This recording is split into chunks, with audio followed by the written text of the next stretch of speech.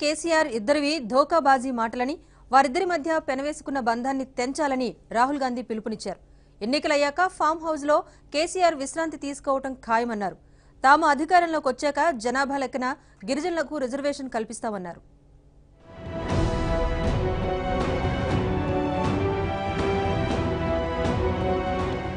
మిగులు బడ్జెట్తో ఏర్పాటైన రాష్ట్రాన్ని 4.5 ఏళ్లలో అప్పుల కుప్పగా మార్చారని కాంగ్రెస్ అధ్యక్షుడు రాహుల్ గాంధీ మండిపడ్డారు. కాళేశ్వరం ప్రాజెక్టులో పెరిగిన అంచనాల లబ్ధి అంతా కేసీఆర్ కుటుంబానికేనని ఆరోపించారు. నిజామాబాద్ జిల్లా ఆర్మూరులో, వరంగల్ జిల్లా భూపాలపల్లిలో, వికారాబాద్ జిల్లా పరిగిలో నిర్వహించిన బహిరంగ సభల్లో రాహుల్ మాట్లాడారు. ఎన్నికల్లో ఓడిపోతే విశ్రాంతి తీసుకుంటానని కేసీఆర్ వాస్తవమే చెబుతున్నారని, ప్రజలు ఆయనకు విశ్రాంతినివ్వడం ఖాయమన్నారు. ఆయన విశ్రాంతి తీసుకుంటే తెలంగాణ ప్రజల కలను తాము నిజం చేస్తామని అన్నారు. కేసీఆర్ అంటే ఖావో కమిషన్ రావంటూ విరుచుకుపడ్డారు. ఆయన అధికారంలోకి రాగానే కమిషన్ల కోసమే ప్రాజెక్టుల రీడిజైనింగ్ చేశారని ఆరోపించారు. कुछ ही दिन पहले केसीआर जी ने कहा अगर वो चुनाव हारेंगे तो वो घर जाके सो जाएंगे. बिल्कुल सच है, मगर केसीआर जी आप जब घर जाके सोगे आप 300 करोड़ रुपए के घर में सोगे, मगर जो आपने तेलंगाना की जनता को वायदा किया था डबल बेडरूम घर देने का, वो तो आपने पूरा नहीं किया. चुनाव के बाद जो आपने वायदे किए थे वो कांग्रेस पार्टी पूरा करेगी. अब 5 साल से आपके चीफ मिनिस्टर केसीआर जी हैं. उनका काम अलग अलग प्रोजेक्ट्स को रीडिजाइन करने का है. कांग्रेस पार्टी का प्रणहिता प्रोजेक्ट 50,000 करोड़ रुपए का था. केसीआर जी ने उसका नाम बदला, नया नाम दिया कलेश्वरम प्रोजेक्ट.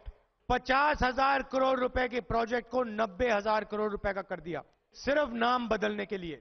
और उनके परिवार को, उनके कॉन्ट्रैक्टर मित्रों को पूरा का पूरा फायदा मिला. हजारों करोड़ रुपए उनकी जेब में गए. కేసీఆర్ ప్రభుత్వంలో రైతుల ఆత్మహత్యలు పెరిగాయని, పంటలకు గిట్టుబాటు ధరలు ఇవ్వలేకపోయారన్నారు రాహుల్.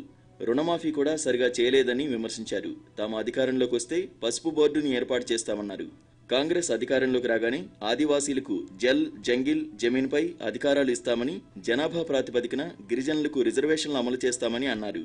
ఢిల్లీలో కాంగ్రెస్ ప్రభుత్వం ఏర్పాటు కాగానే జీఎస్టీలో మార్పులు చేసి ఒకే స్లాబ్గా మారుస్తామన్నారు రాహుల్ గాంధీ. మోదీకి ప్రతి విషయంలోనూ కేసీఆర్ మద్దతు తెలిపారని, ఇద్దరివి ధోకాబాజీ మాటలేనని అన్నారు. వారిద్దరి మధ్య చీకటి ఒప్పందం జరిగిందన్నారు.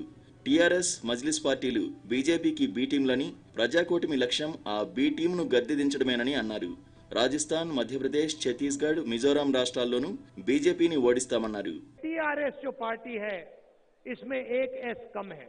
इसका सच्चा नाम टीआरएस नहीं है, इसका सच्चा नाम TRSS है, तेलंगाना RSS.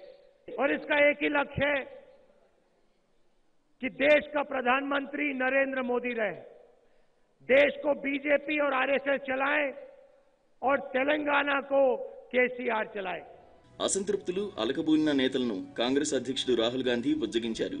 అజారుద్దీన్, ఆడం సంతోష్, జంగయ్య యాదవ్, నందికంటి శ్రీధర్ తదితరులతో మాట్లాడిన ఆయన పార్టీ అభ్యర్థుల గెలుపునకు కృషి చేయాలని, మీకు భవిష్యత్తులో ఢోకా ఉండదని భరోసా ఇచ్చినట్లు సమాచారం.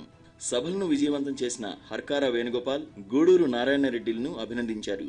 అంతకుముందు రాహుల్ మేడ్చల్లో సోనియా సభ తర్వాత పరిస్థితి ఎలా ఉందంటూ ఉత్తమ్ని అడగ్గా, సభ తర్వాత కూటమి బాగా బలపడిందని సమాధానమిచ్చినట్లు తెలిసింది.